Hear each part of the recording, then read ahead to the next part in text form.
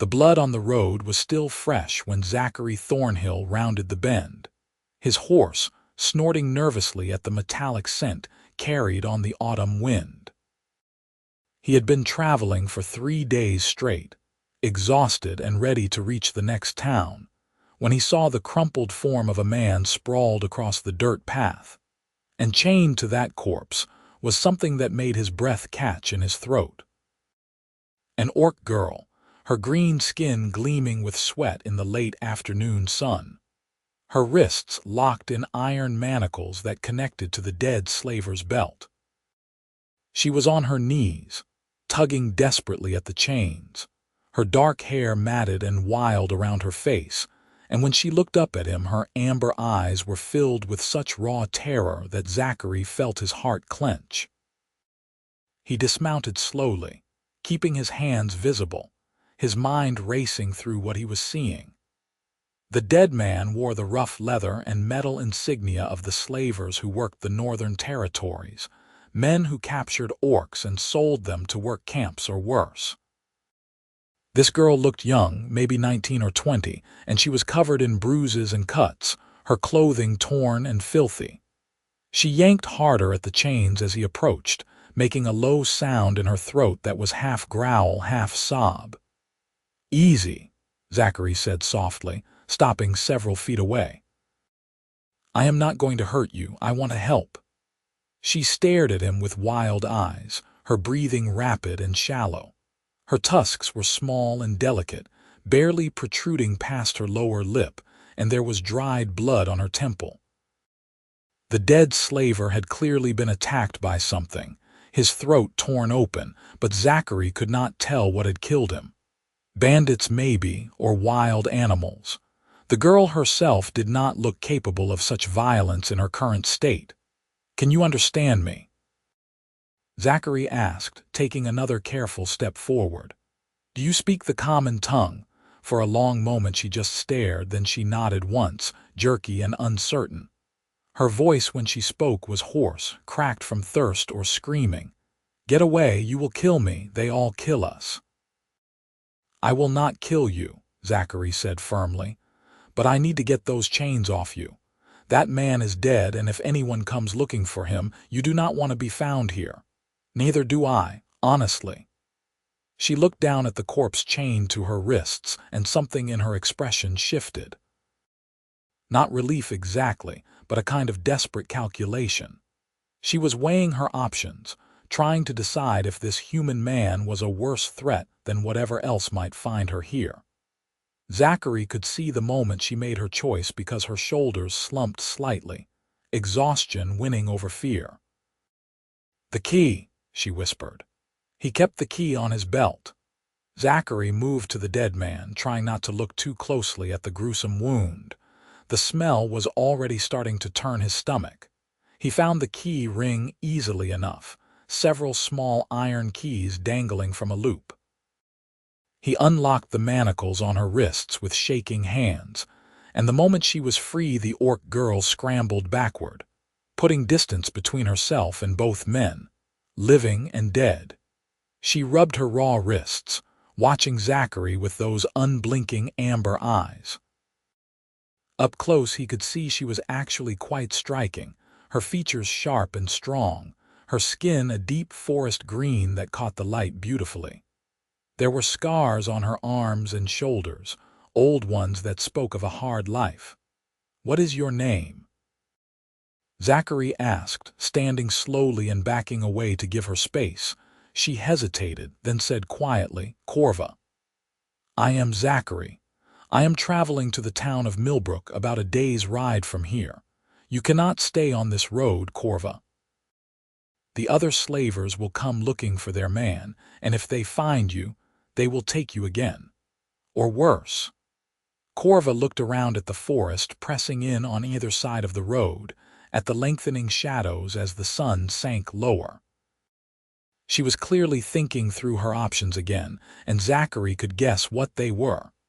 Run into the woods and hope to survive on her own, or trust this human stranger who had freed her. Neither option was good. "I have water," Zachary offered, "and food." You look like you have not eaten in days." That decided it. Korva's stomach growled audibly, and she flinched at the sound. She nodded once, still wary, and Zachary went to his horse to retrieve his water skin and a package of dried meat and bread.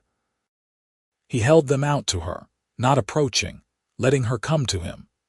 She moved like a wild thing, quick and careful, snatching the items from his hands and retreating to gulp down the water in huge swallows.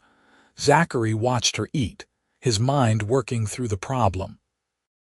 He could not just leave her here, but taking an orc with him would cause problems in any human settlement. People feared orcs, hated them, saw them as monsters. Korva would be killed on sight in many places or captured again. But the alternative was leaving her to die, and Zachary had never been able to walk away from someone in need. It was both his greatest strength and his most frustrating weakness, according to his late father. "How long were you with him?" Zachary asked, nodding toward the dead slaver. Korva swallowed hard, her hands shaking as she tore into the bread. 5 days. He took me from my clan's hunting grounds, killed my brother when he tried to stop him." Her voice broke on the last word, and she looked away, blinking hard. "I am sorry," Zachary said, and meant it. "What happened to him? The slaver, I mean. Did bandits attack? I do not know. Something came in the night while we were camped. I heard screaming and fighting, and when I woke up he was dead and we were here on the road. Whatever it was, it left me alive." She looked at Zachary, her expression haunted. "Maybe it thought the chains would kill me anyway, slow death instead of quick." Zachary considered this. It was possible bandits had attacked and fled, leaving her behind because they did not want to deal with an orc slave. Or perhaps wild animals had spooked them. Either way, Korva was right that staying here was death. He made a decision that he knew was probably foolish, but he could not live with himself otherwise. "Come with me," he said. "I have a homestead about a week's ride south of here, away from the main roads. It is small and isolated. You can rest there, heal up, and decide what you want to do next. I will not force you to stay, and I will not hurt you. You have my word." Korva stared at him like he had grown a second head. "Why would you do that? I am an orc. Your people hate us." "Not all of us," Zachary said simply. "And you need help. That is enough reason for me." She studied him for a long moment, those amber eyes seeming to look straight through him, weighing the truth of his words. Finally, she nodded slowly.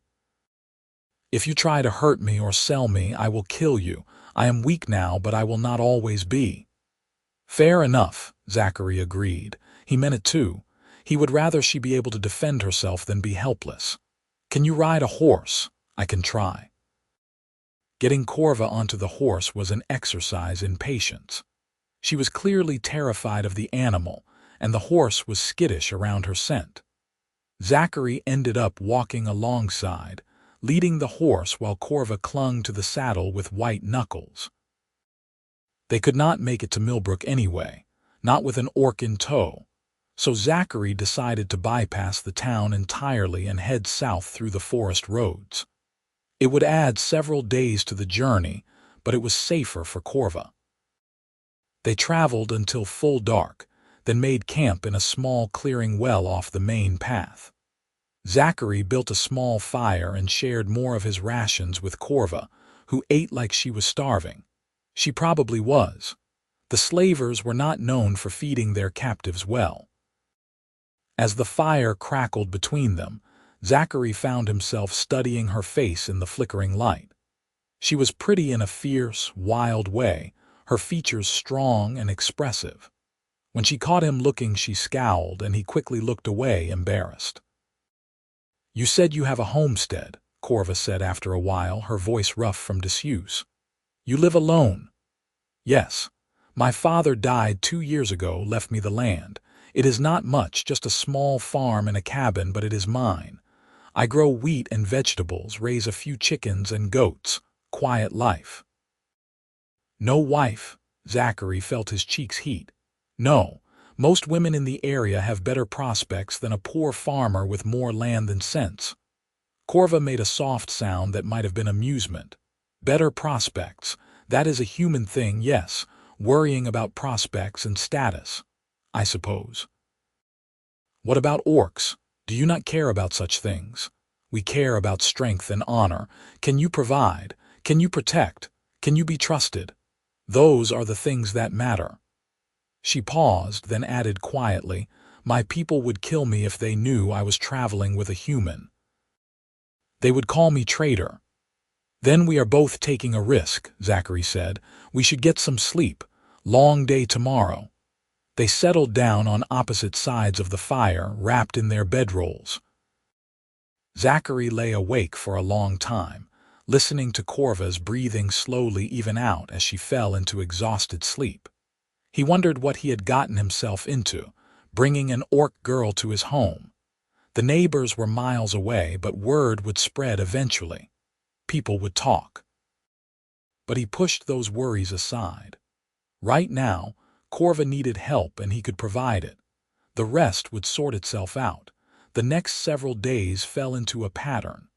They traveled during the day, sticking to forest paths and game trails to avoid other travelers. Zachary taught Korva how to sit more comfortably in the saddle, and she slowly relaxed around the horse. They talked sometimes, carefully sharing small pieces of their lives. Zachary learned that Korva had been training as a hunter in her clan, that she loved the forest and knew how to track and read signs.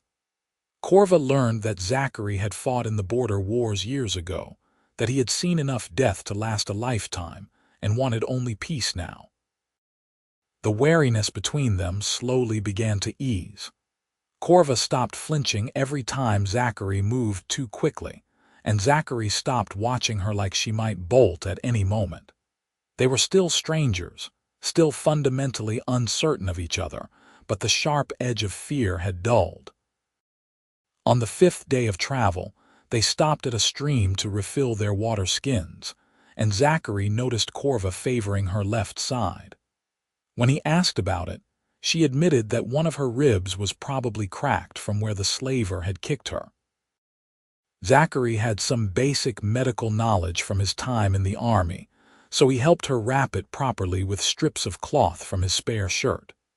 His hands were gentle but impersonal, and Korva held very still, her jaw tight with pain and something else, something that looked almost like confusion.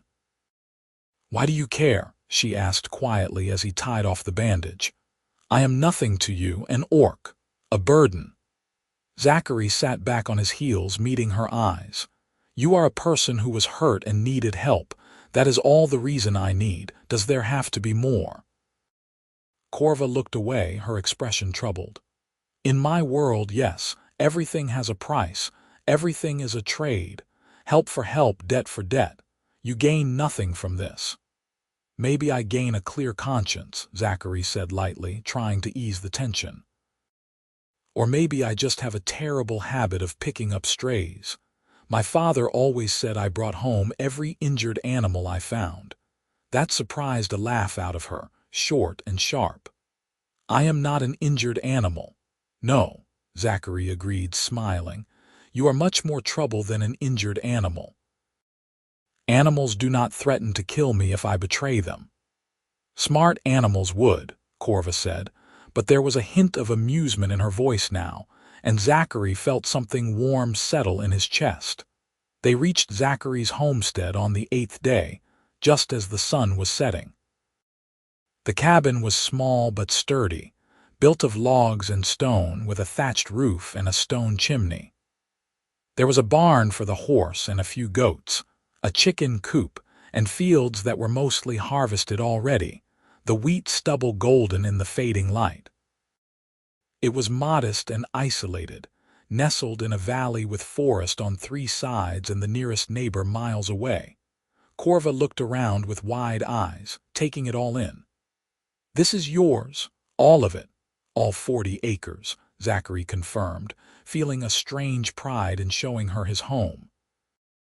"Not much, but it is honest work." He helped her down from the horse and led her inside. The cabin was a single large room with a fireplace, a rough-hewn table and chairs, a bed in one corner, and shelves lined with supplies and tools. It was clean and organized if sparse. Zachary lit the fire and started heating water for tea while Korva stood in the middle of the room, looking lost and uncertain. "You can take the bed," Zachary said, pulling out blankets. "I will sleep on the floor. There is a wash basin there if you want to clean up, and I have some old clothes that might fit you. They will be too big but better than what you are wearing." Korva looked at the bed like it was a trap. "You would give me your bed? You are injured and exhausted." "Yes, I would give you my bed."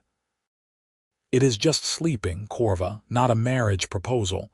She flushed slightly, her green skin darkening. "I did not think it was. I am not used to this. Any of this." Zachary felt a pang of sympathy. Of course she was not used to kindness from humans. Everything she had experienced from his kind had been violence and cruelty. He poured tea into 2 cups and handed her one, their fingers brushing briefly.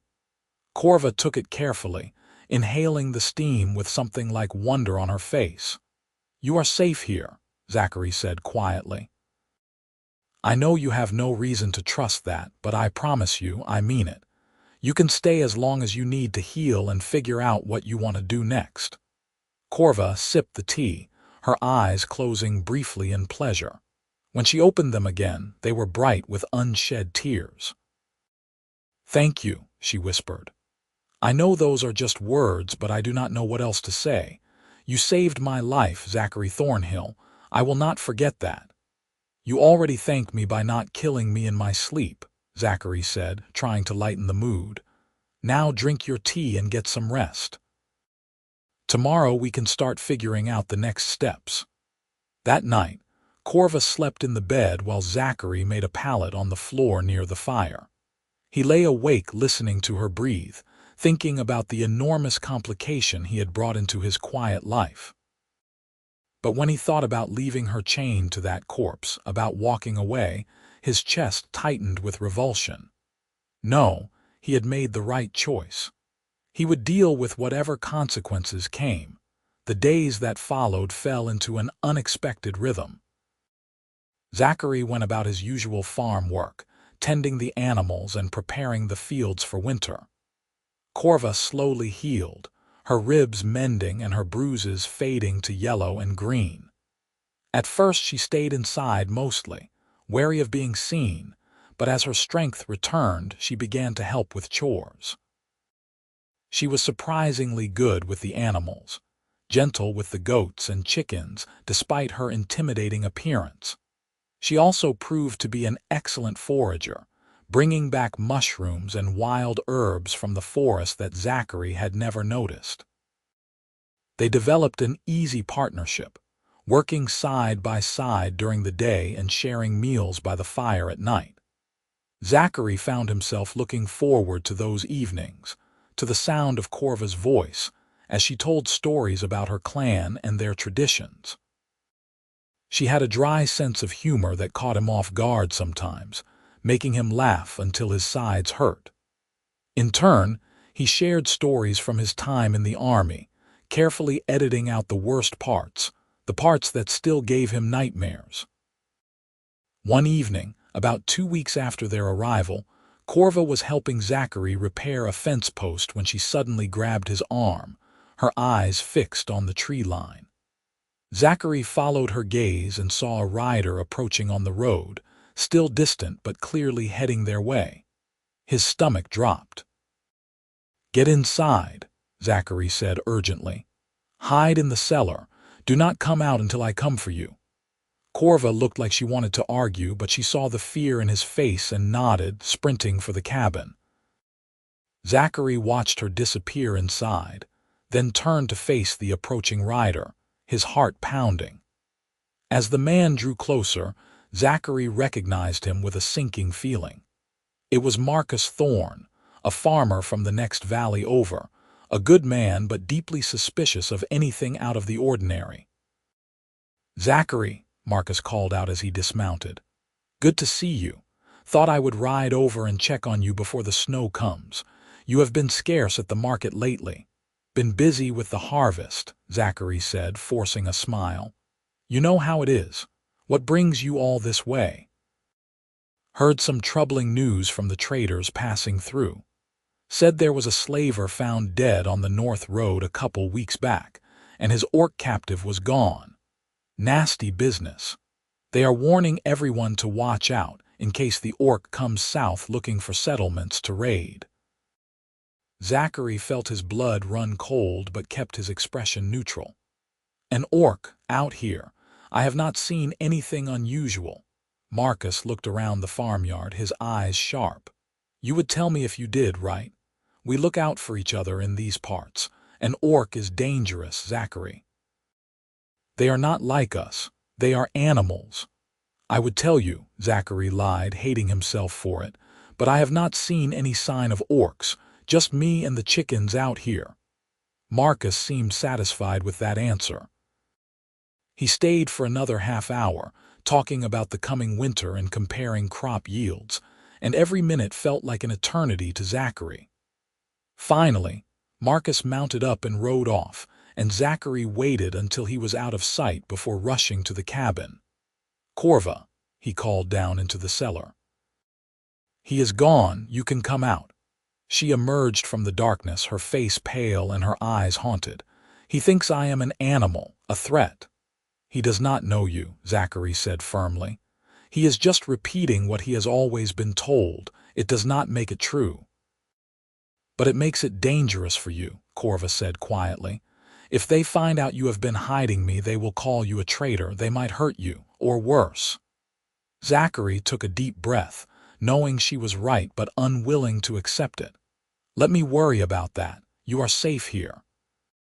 That is what matters. But the visit had shaken both of them. That night, as they sat by the fire, Korva was quiet and withdrawn. Zachary could see her mind working, see the calculations she was making. She was thinking about leaving, about removing herself as a threat to him. He wanted to tell her not to, wanted to say that he did not care what the neighbors thought, but the words stuck in his throat because they both knew the truth. If she was discovered, they would both be in danger. Tell me about your family, Zachary said suddenly, desperate to break the heavy silence. Your clan, what are they like? Korva looked surprised by the question, then her expression softened. My clan is strong. We live in the northern hills where the pines grow thick and the winters are harsh. My mother is the clan's chief hunter. My father died when I was young, killed in a raid by humans. My brother. Her voice caught. My brother was going to be chief one day. He was brave and smart and kind. The slaver killed him for trying to protect me. I am sorry, Zachary said, and he meant it deeply. That must have been terrible. It was, Korva said, her voice breaking. I watched him die, Zachary. I could not do anything. I was not strong enough, not fast enough. And now my clan thinks I am dead too. My mother will be grieving for both her children. Without thinking, Zachary reached over and took her hand. Her skin was warm and rough, her fingers strong. She startled at the contact but did not pull away, just stared at their joined hands like she had never seen anything like it. You are alive, Zachary said firmly, and you are strong. You survived something horrible. Your mother would be proud of that. Korva looked up at him, her amber eyes shining with tears. Would she? Or would she be ashamed that I am here with you, with a human, instead of dying honorably beside my brother? If she loves you, she would be glad you are alive, Zachary said. Everything else can be figured out later. A tear rolled down Korva's cheek, and Zachary reached up without thinking to wipe it away with his thumb. Her skin was soft under his touch, and for a moment they just looked at each other, something electric and confusing passing between them. Then Korva pulled back, standing abruptly. I should sleep, she said, her voice rough. Long day tomorrow. Zachary nodded, his hand still tingling from where he had touched her face. Yes, Good night, Korva. Good night, Zachary. But neither of them slept well that night. The next few weeks were strange and tense. The moment of connection by the fire had created something fragile and complicated between them, something neither knew how to name or address. Zachary found himself hyper-aware of Korva's presence, of the way she moved and spoke and laughed. She was beautiful, he realized with a start. Not just striking or fierce, but genuinely beautiful in a way that made his heart ache. But she was also an orc, and he was human, and that fact stood between them like a wall. Korva seemed similarly affected. Zachary caught her watching him sometimes when she thought he was not looking, her expression unreadable. She was more careful around him now, maintaining distance, as if she too felt the dangerous pull and was trying to resist it. The first snow came in early November, coating the valley in white. Zachary and Korva worked together to prepare the cabin and barn for winter, stacking firewood and securing shutters against the wind. It was hard work, but satisfying, and by the time they finished they were both exhausted and laughing, covered in snow and breathing hard in the cold air. "You are terrible at splitting wood," Korva teased as they trudged back to the cabin. "I have seen children with better form." "Excuse me, I have been splitting wood since I was 10 years old," Zachary protested. "You just have unreasonably high standards." "I have standards that involve not taking 20 swings to split one log," Korva said, grinning at him. Her tusks glinted in the weak winter sunlight, and Zachary felt his breath catch. They stomped the snow off their boots and went inside, and Zachary built up the fire while Korva started making dinner. They had fallen into domestic patterns without really discussing it, each taking on tasks they were good at. Korva was an excellent cook, able to make even simple ingredients taste amazing with herbs and spices she foraged. Zachary was better at the heavy labor and the planning. Together, they made the homestead run smoothly. That evening, as they ate stew by the fire, Korva suddenly said, "I have been thinking about what happens when winter ends." Zachary's heart sank, but he kept his voice steady. "What about it? I need to make a choice. I can try to go back to my clan, hope they will take me in despite where I have been and who I have been with. Or I can strike out on my own, find a place where orcs and humans mix more freely. Or—" She trailed off, not finishing the thought. "Or," Zachary prompted, his chest tight. Korva looked at him, her amber eyes intense. "Or I could stay here, if you would have me. I know it is dangerous, I know people would not understand, but I am happy here, Zachary. Happier than I have been in a long time, maybe ever, and I think you are too." Zachary set down his bowl, his hands shaking slightly. "I am happy," he admitted. "Happier than I have been since my father died, maybe since before that. But Korva, you know what this would mean. We could never go to town together.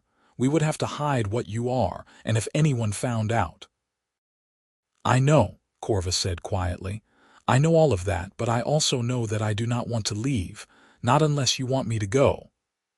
"I do not want you to go," Zachary said, the words coming out in a rush. "I have not wanted you to go since the day we got here, maybe since before that." "You make everything better, Korva. The work is easier, the days are brighter, the nights are not so lonely. I look forward to seeing you every morning. He stopped, the words he wanted to say too dangerous, too impossible. "You what?" Korva asked, leaning forward. "I care about you," Zachary said finally, his voice barely above a whisper. "More than I should, more than is wise. You are not just a guest or a stray I picked up, you are. You are important to me, essential." Korva's eyes widened, her breath catching. "I care about you too. I have been trying not to, trying to keep distance, but I cannot. You are kind and good and you see me, Zachary. Not an orc, not a monster, but me. Do you know how rare that is? Do you know what that means to me?" They were both standing now, the table between them, the fire crackling in the background. The air felt charged, electric, like a storm about to break. Zachary wanted to go to her, wanted to close the distance and touch her, but he was terrified of what that would mean, of crossing a line they could never uncross. Korva made the decision for him. She walked around the table slowly, deliberately, until she was standing right in front of him. She was tall, nearly his height, and when she looked at him their eyes were almost level. She reached up carefully, giving him time to pull away, and cupped his face in her hands. Her palms were rough and warm, and Zachary leaned into the touch without thinking. "Tell me if you want me to stop," Korva whispered. "Tell me if this is wrong." "It probably is wrong," Zachary said honestly, "but I do not care. I do not want you to stop." She kissed him then, soft and tentative at first, then deeper when he responded. Her tusks were strange against his mouth, but not unpleasant, just different, just uniquely her. Zachary wrapped his arms around her waist, pulling her closer, and she made a small sound of surprise and pleasure against his lips. They kissed until they were both breathless, clinging to each other in the firelight, the rest of the world falling away when they finally pulled apart. Both panting, Korva rested her forehead against his. "What are we doing?" she asked, but she was smiling, her eyes bright. "Something probably foolish," Zachary admitted, "but something that feels right." "Yes," Korva agreed. "It feels right. You feel right." They stood like that for a long time, just holding each other, neither wanting to break the moment. Finally, Korva pulled back slightly, her expression turning serious. "If we do this, if we choose this, it will not be easy. My people will reject me if they find out. Yours will call you a traitor, maybe worse. We will have to live in hiding, always careful, always watching." "Are you willing to accept that?" Zachary thought about his quiet life, about the loneliness he had felt since his father's death, about the empty years stretching ahead. Then he thought about Korva, about her laughter and her strength and the way she made every day brighter. There was no comparison. "I am willing," he said firmly. "Are you?" "I am," Korva said and kissed him again. That night, for the first time, they shared the bed. Nothing happened beyond holding each other, both too nervous and uncertain to push further, but it felt monumental anyway. Zachary lay awake for a long time, Korva curled against his side, her head on his chest, listening to her steady breathing. He felt overwhelmed by the enormity of what they had started, by the impossibility and the beauty of it. An orc and a human together by choice. It was unheard of. It was dangerous. It was perfect. Winter deepened around them, and Zachary and Korva settled into their new reality. They were careful, always watching for unexpected visitors, but none came. The snow was too deep and the roads too treacherous for casual travel. They were effectively cut off from the rest of the world, and instead of feeling trapped, it felt like a gift.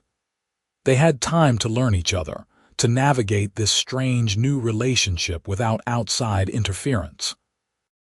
Zachary learned that Korva was ticklish along her ribs, that she hummed while she cooked, that she had nightmares sometimes about her brother's death and needed to be held until they passed.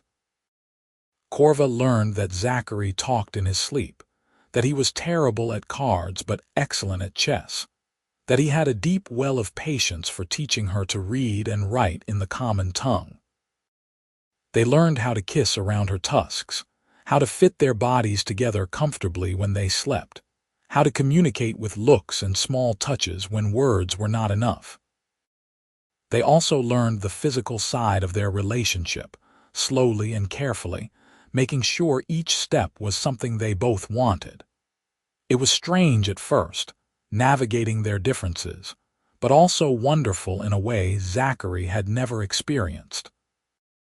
Korva was strong and passionate and unashamed of what she wanted, and being with her made Zachary feel alive in a way he had not felt in years. One evening in late December, as they lay tangled together in bed, Korva traced patterns on Zachary's chest and said quietly, "I never thought I would have this. Love, I mean. Partnership. My people do not. We do not speak of such things openly. We marry for strength and duty, not for feelings. But this," she gestured between them, "this feels like more. This feels like something worth fighting for." Zachary caught her hand, bringing it to his lips. "It is worth fighting for. You are worth fighting for, Korva. I do not care what the world thinks. I choose you." "I choose you too," Korva said, her voice thick with emotion. "Every day I choose you." They were married in their own way a week later on the winter solstice. There was no priest, no witnesses, just the two of them standing in the snow-covered clearing behind the cabin, speaking vows they had written themselves. Zachary promised to protect and cherish her, to see her as she truly was and never as a monster. Korva promised to stand by him, to build a life together despite the odds, to love him with all her fierce heart. They exchanged simple rings that Zachary had carved from wood and sealed their promises with a kiss as the sun set behind the mountains. It was not a legal marriage by any government standards, not recognized by human or orc law, but it felt real and binding in a way that mattered more than any official document. They were husband and wife in their hearts, and that was enough. Winter began to fade in February, the snow melting and the first green shoots pushing through the mud. With the thaw came the reality that Zachary would need to go to town soon for supplies they could not grow or forage themselves. Salt, flour, nails, medicine. The trip was necessary but terrifying because it meant leaving Korva alone and vulnerable, and it meant facing the human world again after months of isolation. "I will be fine," Korva assured him as he prepared to leave. "I can defend myself if anyone comes, and you will only be gone 2 days." "I know," Zachary said, checking his pack for the 3rd time. "I just worry Marcus Thorne might ask questions. Others too. I have been absent from town for months." "Tell them you were snowed in. It is the truth, mostly. And Zachary," Korva caught his hand, pulling him close, "be careful. Come back to me." "Always," Zachary promised, kissing her deeply. "I will always come back to you." The trip to town was tense. Zachary kept expecting to be challenged, questioned, accused, but people were mostly just glad to see him alive and well. Marcus Thorne did corner him at the general store, asking pointed questions about how he had managed the winter alone. But Zachary stuck to his story of being snowed in and working through his supplies. He bought what he needed and left as quickly as he could, his stomach in knots the whole time. He was almost home, just cresting the final hill that led down into his valley when he saw the smoke. Black and thick, rising from where his cabin should be. Zachary's heart stopped, and he kicked his horse into a gallop, racing down the road with his mind screaming denials. Not his home. Not Korva. Please, not Korva. The cabin was burning when he arrived, flames licking up the walls and consuming the thatched roof. The barn was already collapsed, smoking rubble, and in front of the cabin, tied to a post with her hands bound behind her, was Korva. She was bruised and bleeding, her clothes torn, and standing around her were 5 men with torches and weapons. Zachary recognized 2 of them from town, including Marcus Thorne. "Zachary," Marcus called out when he saw him approaching. "Good timing. We came by to check on you after you left town, and look what we found. An orc, living in your cabin like it owned the place. We figured you did not know it was here, that it had moved in while you were gone, so we are taking care of the problem for you." Zachary dismounted, his mind racing, his hands shaking with fury and terror. "Let her go," he said, his voice low and dangerous. Now, Marcus frowned. "What? No, Zachary, you do not understand. This is an orc, a monster. It was probably planning to kill you in your sleep. We are doing you a favor." I said let her go, Zachary repeated, louder this time. He walked forward slowly, his hand moving to the knife at his belt. That is my wife you have tied up, and you are burning my home. The men stared at him in shock. Marcus looked like he had been slapped. Your wife? Are you insane? Zachary, that is an orc. You cannot marry an orc. It is not human. It is not even a person. She is more of a person than you will ever be, Zachary snarled and lunged for the man holding the rope binding Korva. He tackled him hard, knocking them both to the ground, and brought his knife up to the man's throat. Cut her loose, now, or I swear I will kill you. The man went pale, nodding frantically. Marcus shouted something, but Zachary did not hear it over the roaring in his ears. He kept the knife steady as the man cut Korva's bonds, and the moment she was free she stumbled toward Zachary, her face twisted with pain and relief. Get behind me, Zachary ordered, and Korva obeyed, her hands gripping his shoulders. He stood slowly, keeping the knife out, keeping himself between Korva and the 5 men who were looking at him like he had lost his mind. You are choosing her over your own people, Marcus demanded, his face red with anger and confusion. Over your neighbors, your friends. You stopped being my friends when you attacked my wife and burned my home, Zachary said coldly. Get off my land, now, and if any of you ever come back, I will not be so merciful. The men looked at each other uncertainly. They had weapons and numbers, but Zachary had the desperate fury of a man protecting what he loved, and that made him dangerous. Slowly, reluctantly, they backed away, mounting their horses and riding off. Marcus was the last to leave, shaking his head. You are making a mistake, Zachary. A terrible mistake. That thing will betray you, they always do, and when it does, do not come crying to us. I would rather die with her than live with you, Zachary said flatly. Leave. Marcus left, and Zachary stood there shaking, watching until they were out of sight. Then he turned to Korva, who was crying silently, her amber eyes full of anguish. He pulled her into his arms, holding her as tightly as he dared. I am sorry, Korva sobbed. I am so sorry. Your home, your life, everything is ruined because of me. No, Zachary said fiercely. They ruined it. Not you, never you. Are you hurt badly, did they? They hit me, tied me up. They were going to burn me with the cabin. They said I was vermin, that I needed to be exterminated, but you came back. You saved me again. Zachary held her as she cried, his own eyes burning with unshed tears. His cabin was destroyed, his barn gone, his animals likely dead. He was now officially an outcast from human society, branded as a traitor for loving an orc. Everything he had built was ashes. But Korva was alive. Korva was safe, and that meant he still had everything that mattered. We need to leave, Zachary said quietly when Korva's tears finally slowed. They will come back with more men, maybe soldiers. We cannot stay here. Where will we go? Korva asked, her voice small and lost. Zachary thought quickly, running through options.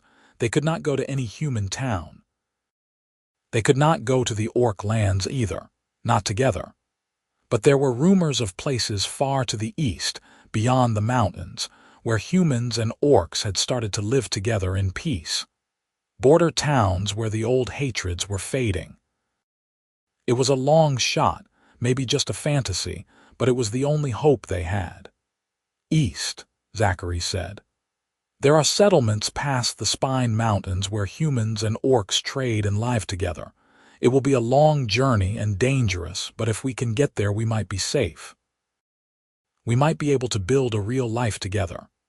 Korva looked up at him, her face streaked with tears and soot. You would do that. Leave everything behind and go into the unknown just to be with me. I already lost everything, Zachary said softly, looking at the burning ruins of his cabin. Except you. You are all I have left, Korva, and you are all I need. So yes, I would do that. I would go anywhere with you.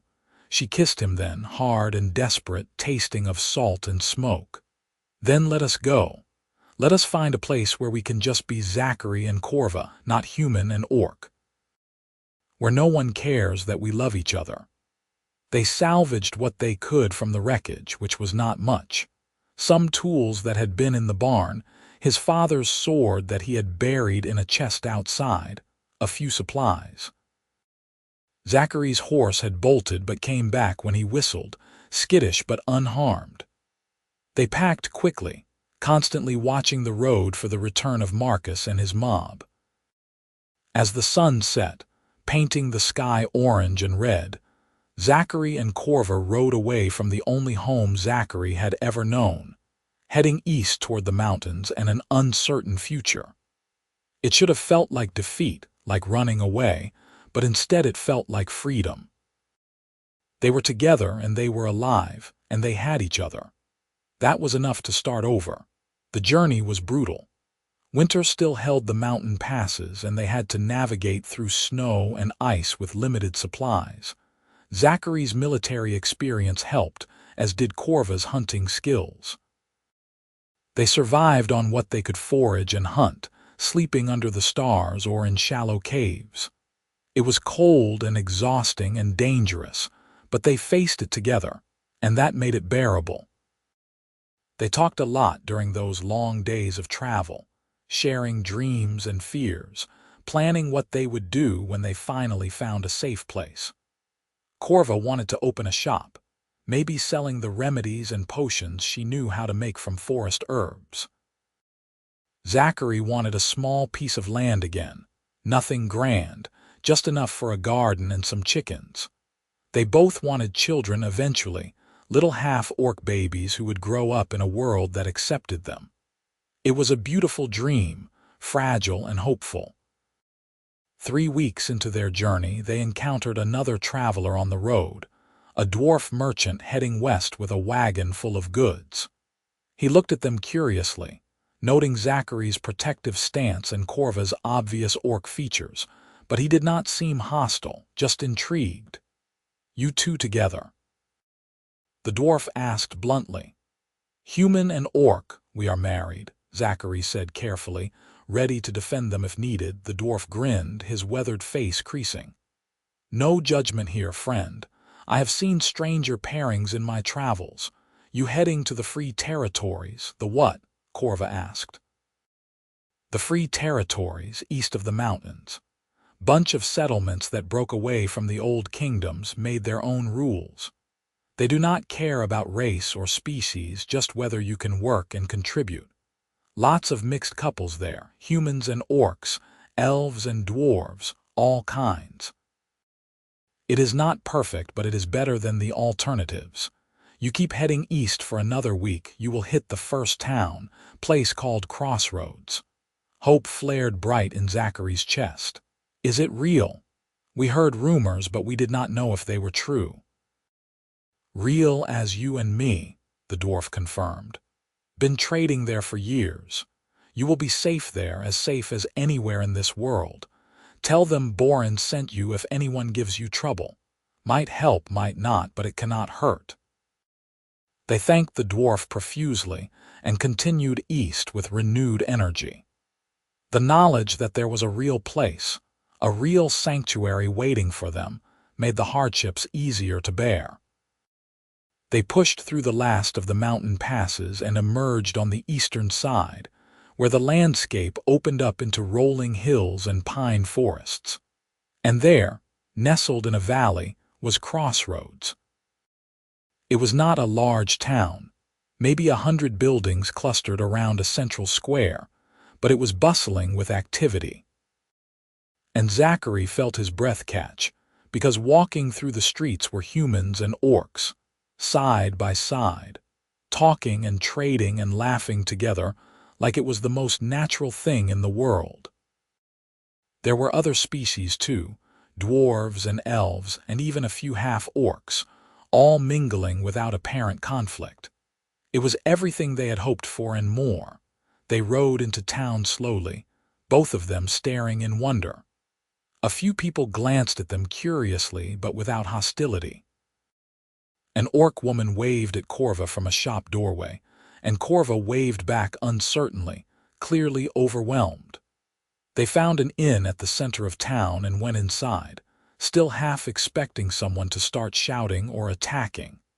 The innkeeper was a middle-aged human woman with kind eyes. "Welcome to Crossroads," she said warmly. "You two look like you have had a hard journey, need a room and a hot meal." "Yes, please," Zachary said, his voice rough with emotion.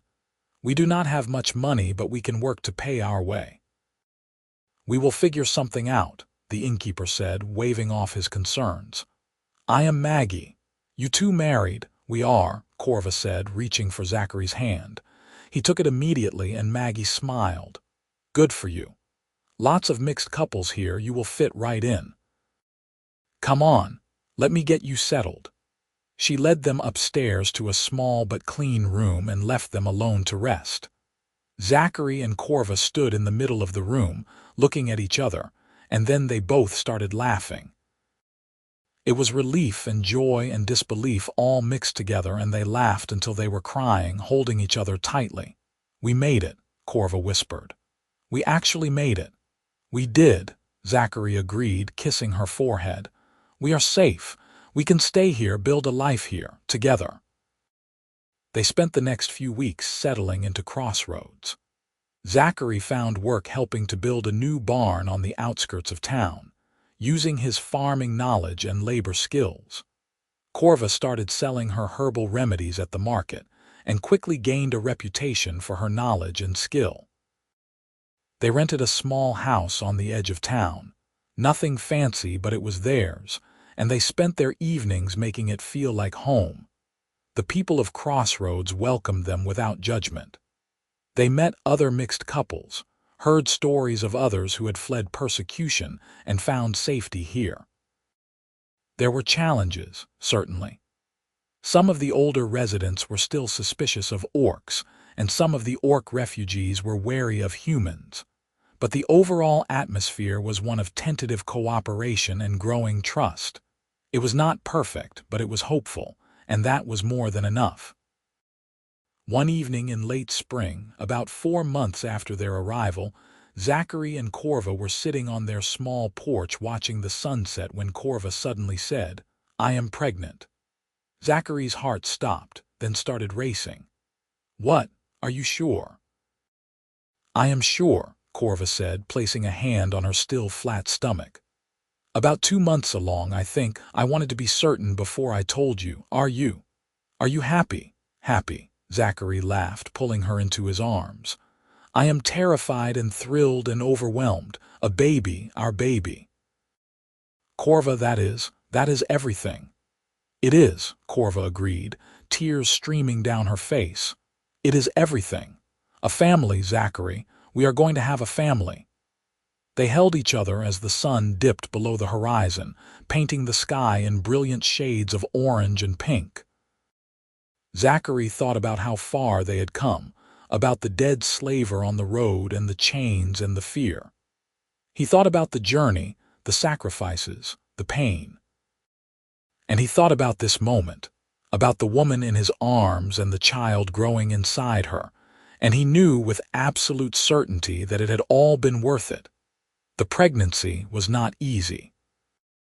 Korva suffered from terrible nausea in the first few months, and as she grew larger she found it hard to sleep and work. But Zachary was there every step of the way, rubbing her feet and making her tea and holding her hair back when she was sick. The midwife in town, a practical orc woman named Greta, examined Korva regularly and pronounced everything healthy. Mixed children were rare but not unheard of in Crossroads, and Greta had delivered several over the years. "Your baby will be strong," Greta told them during one visit. "Both orc and human blood running through their veins. They will have the best of both worlds if you raise them right." Zachary and Korva clung to those words in the months that followed. They prepared carefully for the baby's arrival, setting up a small nursery in their house, gathering supplies and clothes. Their neighbors helped, offering advice and hand-me-down items and encouragement. It felt surreal sometimes, this life they were building, but it also felt right in a bone-deep way. Korva went into labor on a warm summer evening, just as the fireflies were starting to come out. Zachary helped her to the midwife's house, his heart in his throat, and then spent the next 12 hours pacing in the waiting room while Korva labored. He could hear her screaming sometimes, and it took everything in him not to burst through the door. But Greta had been firm that he needed to stay out until it was done. Finally, just after dawn, Greta opened the door with a tired but pleased expression.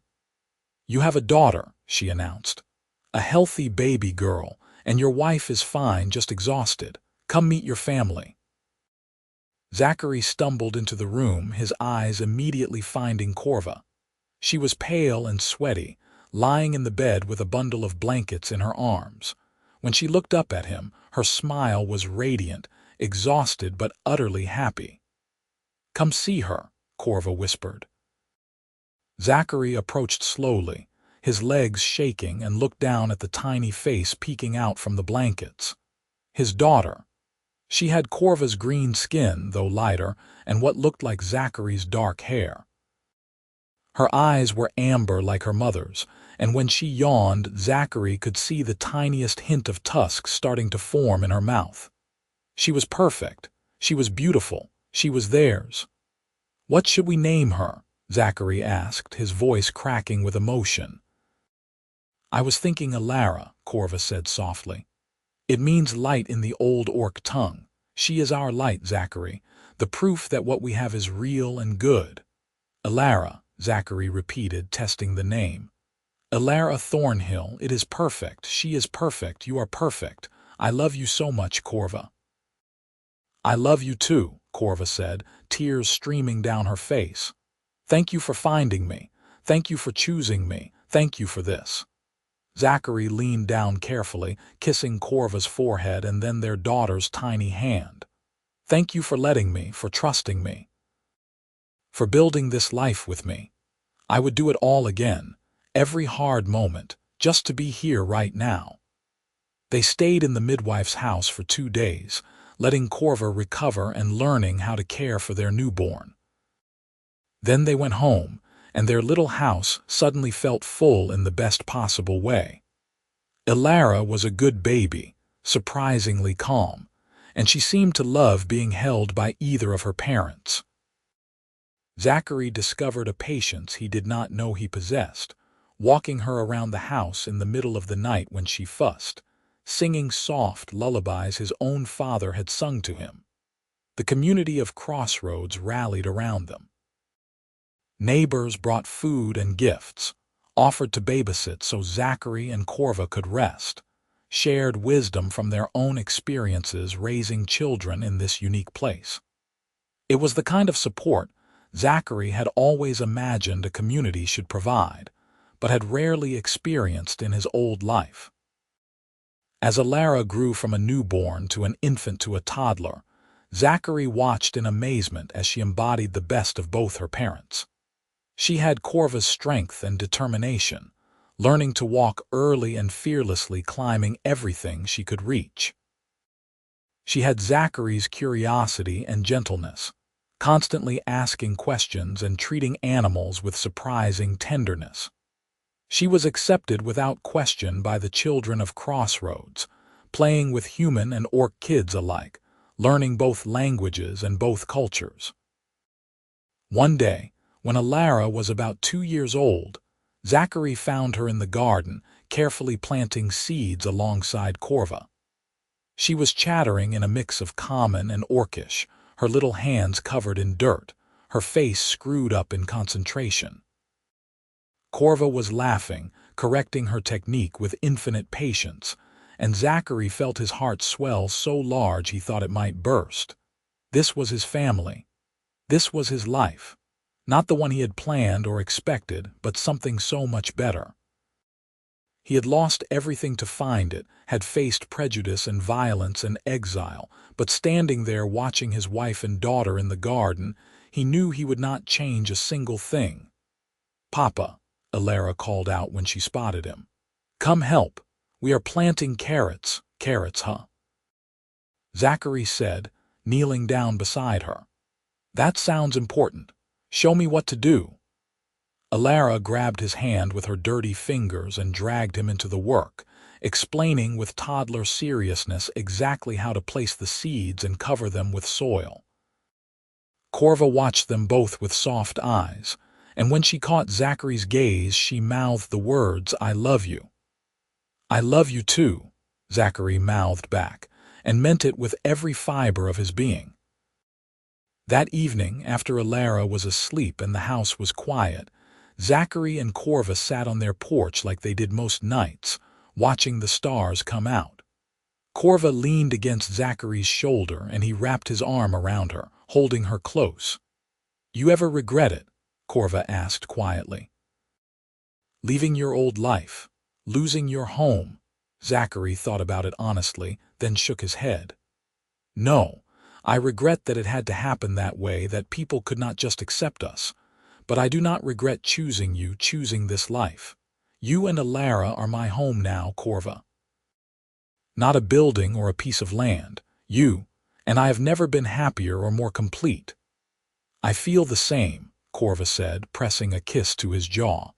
"When I was chained to that dead slaver, I thought my life was over. I thought I would die alone and forgotten, but instead I found you. I found love and safety and a future I never dreamed was possible. You saved me, Zachary.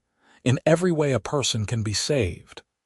"We saved each other," Zachary corrected gently. "You gave me purpose again, gave me a reason to be brave and fight for something. We are a team, Korva. Always have been, always will be." They sat in comfortable silence for a while, listening to the sounds of the night, the crickets and the distant laughter from the tavern down the street. Crossroads was not perfect, but it was theirs, and they had built something real and lasting here. They had friends and community, work that mattered, and a daughter who would grow up never knowing the hatred and fear that had defined her parents' early lives. "What do you think Alara will be when she grows up?" Korva mused. "A warrior like my brother, a farmer like your father." "I think she will be whatever she wants to be," Zachary said, "and we will support her every step of the way. That is the gift we can give her, choice, freedom. A world where she is not limited by her blood or her appearance, but only by her own dreams." "That is a beautiful gift," Korva said softly. "I hope we can really give it to her." "We will," Zachary promised. "Together we can do anything." As if to prove his words, Alara's sleepy voice called out from inside the house. "Mama, Papa, I had a bad dream." Zachary and Korva exchanged a look, then stood together, heading inside to comfort their daughter. They found her sitting up in her small bed, clutching her stuffed rabbit, her amber eyes wide and worried. Korva scooped her up, holding her close, while Zachary sat on the edge of the bed. "It is okay, little one," Korva murmured. "We are here. You are safe." "Tell me a story," Alara asked, already starting to calm down in her mother's arms. "What kind of story?" Zachary asked, smoothing her dark hair back from her forehead. "A story about brave people who find each other and live happily ever after," Alara said decisively. Zachary and Korva looked at each other and smiled. "We know just the story," Korva said. And together, they told their daughter the story of how they met, softened and simplified for a toddler's ears. They told her about a journey through the mountains, about finding a place where everyone was welcome, about love that was stronger than fear. Alara listened with rapt attention, her eyes growing heavier as the story went on, until finally she drifted back to sleep, safe and loved between her parents. Zachary carried her back to her bed, tucking her in carefully while Korva watched from the doorway. When he turned around, Korva reached for his hand, and they stood there together in the soft lamplight, watching their daughter sleep. "We did good," Korva whispered. "We did," Zachary agreed. and we are going to keep doing good for her and for any other children we might have, for as long as we live." "More children?" Korva raised an eyebrow, a smile playing at her lips. "Are you saying you want to go through the pregnancy process again?" "Maybe," Zachary said, grinning. "Eventually. If you do, I would not mind a son to go with our daughter, or another daughter, or both. I just want to keep building this life with you, Korva, keep adding to our family, keep making this home stronger and fuller." "I would like that," Korva said, pulling him close. "I would like that very much." They left Alara's room quietly, returning to their own bed. As they settled in together, Korva's head on Zachary's chest and his arms wrapped securely around her, Zachary felt a profound sense of peace and gratitude.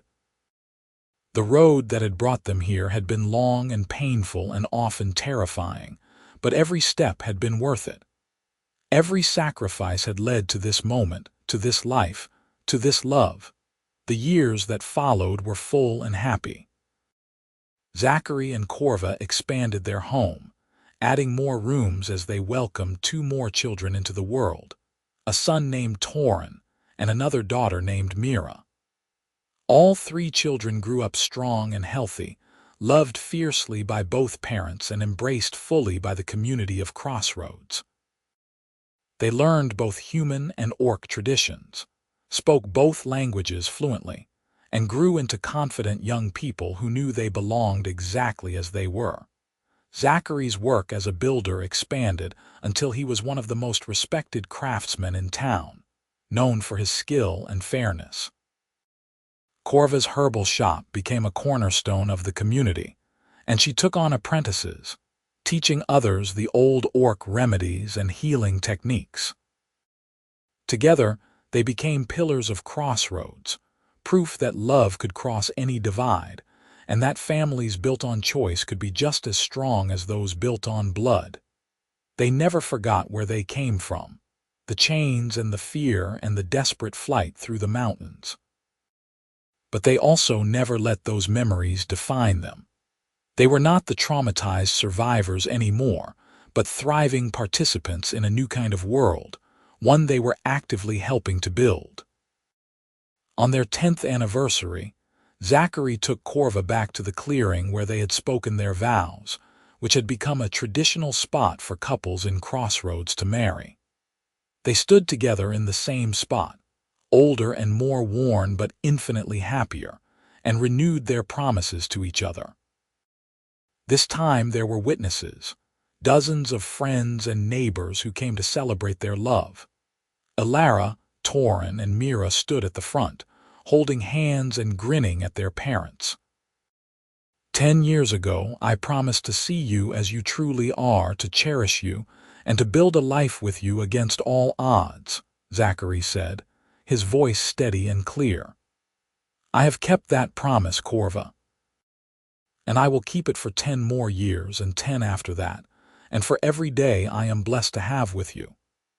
10 years ago, I promised to stand by you, to love you with all my fierce heart, and to choose you every day," Korva replied, tears streaming down her face. "I have kept that promise, Zachary, and I will keep it for as long as we both live. You are my home, my heart, my everything." They kissed while their children cheered and the crowd applauded, and in that moment, Zachary felt the entire weight of their journey settle into place. Every hardship had led them here, to this community, to this family, to this love.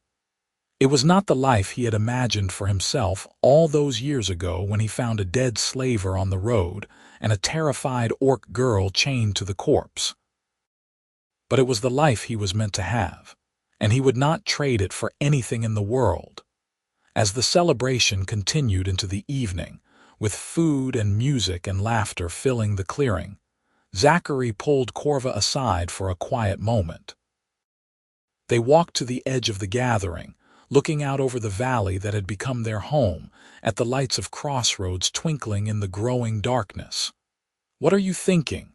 Korva asked, leaning into him. "I am thinking about that day on the road," Zachary admitted. about how close I came to riding past, to not stopping. I was tired and scared and wanted to reach town before dark. If I had made that choice, if I had not stopped, I would have missed all of this. You, our children, this life. It is terrifying to think about. But you did stop, Korva said firmly. You chose to see me as a person worth saving. That choice changed everything for both of us. And every day since, we have kept making that choice to see each other, to choose each other, to build something beautiful together. That is what matters, Zachary. Not the what-ifs, but the reality we have created. You are right, Zachary agreed, kissing the top of her head. And the reality we have created is pretty damn wonderful. It is, Korva said, smiling up at him. It really is. Come on, husband, our children are probably eating all the cake. We should get back. They returned to the celebration hand in hand, and Zachary looked around at the faces gathered there. Friends who had become family, neighbors who had become allies, children who would grow up in a world just a little bit kinder than the one their parents had known. This was the happy ending they had fought for, and it was real and tangible and theirs. In the years that followed, Zachary and Korva grew old together in Crossroads, watching their children grow up and start families of their own. Alara became a teacher, helping young mixed-heritage children navigate the complexities of their dual identities. Torin followed in his father's footsteps as a builder, expanding the town and helping new refugees settle in. Mira became a healer like her mother, learning the family recipes and techniques and adding her own innovations. Zachary and Korva became grandparents, and then great-grandparents, their family tree growing branches that intertwined human and orc bloodlines in beautiful complexity. They watched as Crossroads grew from a small frontier town into a thriving city, a beacon of hope for anyone fleeing persecution or seeking a place to belong. They were instrumental in that growth, not as leaders or politicians, but as examples of what was possible when love was chosen over hate, when courage was chosen over fear. On a cool autumn evening, many years after that fateful day on the road, Zachary and Korva sat on the porch of their home, now expanded into a sprawling house that could accommodate their large extended family during gatherings. They were both old now, their hair gray, their bodies slower and more careful, but their love was as strong as ever, perhaps stronger for having weathered so many years together. You remember the day we met? Korva asked, her voice softer now with age but still clear. Really remember it. Not the story we tell the grandchildren, but the real, terrible, terrifying day. I remember, Zachary said. I remember being so scared I could barely think straight. I remember your eyes, full of so much fear and desperation. I remember thinking I could not just leave you there, even though it would have been safer, easier. I am glad I did not. So am I, Korva said, taking his weathered hand in hers. That was the day my real life started, Zachary. Everything before was just survival. But you showed me what it meant to truly live, to love, to build something lasting. You gave me everything. We gave each other everything, Zachary corrected gently, squeezing her hand. That is how partnerships work, love. Equal trade, equal gift. They sat in comfortable silence for a while, watching the sunset paint the sky in brilliant colors, listening to the distant sounds of their great-grandchildren playing in the yard. It was a perfect moment, peaceful and complete, and Zachary felt a deep satisfaction settle into his bones. This was a life well lived. This was a love well earned. This was a story with a truly happy ending. I love you, Korva Thornhill, Zachary said, saying the words he had spoken thousands of times over the decades but never tiring of them. Every single day I love you more. I love you too, Zachary Thornhill, Korva replied, tears glistening in her still bright amber eyes. Thank you for stopping on that road. Thank you for seeing me. Thank you for choosing me every single day." "Always," Zachary promised. "In this life and whatever comes after, I choose you. Always." As the last light faded from the sky and the stars began to appear, Zachary and Korva remained on their porch, two souls who had found each other against impossible odds and built a love that transcended species, prejudice, and hate. They had faced down fear and violence, had sacrificed everything to be together, and in doing so had created a legacy that would outlast them both. Their children and grandchildren would carry forward the lesson they had taught through their lives, that love, real love, knows no boundaries. It sees past differences to the person beneath. It chooses courage over comfort, hope over hate, and in a small clearing in the growing darkness, if anyone had been there to see, they might have noticed something magical. The exact spot where Zachary and Korva had first spoken their vows had become special over the years, blessed by the sincerity of their promises. Now, wildflowers grew there year-round, even in winter, a tiny miracle that everyone in Crossroads knew about but no one could quite explain. Some said it was magic from the old world, awakened by true love. Others said it was just a quirk of nature, a warm spring beneath the ground. But Zachary and Korva knew the truth. Love itself was the magic, the miracle that transformed lives and changed the world one choice at a time. And their love, forged in desperation and fear but strengthened through years of commitment and sacrifice, was as real and enduring as those impossible flowers. In the end, that was their true happy ending. Not the absence of problems or challenges, but the presence of unwavering love that faced every obstacle together. They had found each other in the darkest of circumstances, had chosen each other against all advice and wisdom, and had built a life so full of joy and meaning that every hardship had been worth it. When Zachary finally passed away peacefully in his sleep at the age of 84, Korva held his hand and whispered the words he had said to her so long ago on a dusty road. "You saved me. In every way a person can be saved." And when Korva joined him 3 years later, surrounded by her children and grandchildren, her last words were simply, "I choose you. Still, always, forever." Their grandchildren buried them together on the hill overlooking Crossroads, under a large oak tree that provided shade in summer and shelter in winter.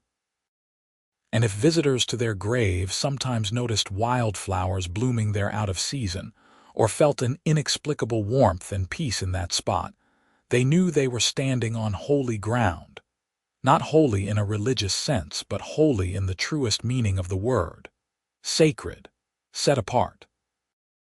Made special by the love that had been lived there. Years turned into decades, and Crossroads continued to grow and thrive, always remembering the couple who had been among its earliest mixed heritage families, who had proved that love really could conquer hate. Children grew up hearing the story of Zachary and Korva, of the human man who had freed an orc girl from chains and then chose to bind himself to her forever in love. It became a legend, a fairy tale, but one that was true in every word. And somewhere, if such places exist, two souls were together still, holding hands and watching over the legacy they had created.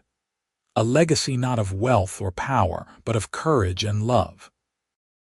A legacy that proved, beyond any doubt, that the most powerful force in any world is not magic or strength or even destiny. It is the simple, extraordinary choice to see another person's humanity, to extend kindness when it is not required, to love when it is not easy. That choice, made over and over again through a lifetime, can change everything. It can save lives, build families, and create a better world. That was what Zachary Thornhill learned on a dusty road when he found a dead slaver and a terrified orc girl in chains. That was what Korva learned when a human stranger freed her and asked for nothing in return. And that was the truth they lived every day of their long, happy life together. Love wins. Always, eventually, impossibly, beautifully. Love wins.